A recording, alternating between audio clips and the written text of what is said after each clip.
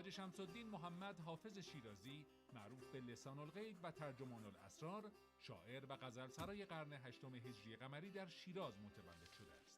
در کودکی یتیم شد و به علت فقر در زمان کودکی در دکان نانوایی خمیرگیری می‌کرد تا آنکه عشق به تحصیل دانش او را به مکتبخانه کشاند و او همراه با کسب معاش به آموختن علم پرداخت.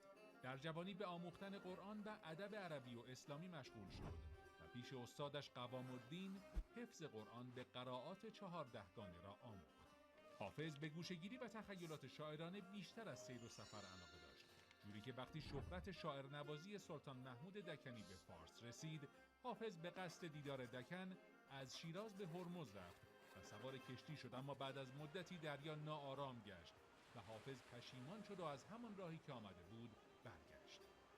از شواهد می شود فهمید که حافظ زن و فرزند داشته و در بعضی شعرهایش نشان داده که از مرگ فرزند غصه‌دار بوده.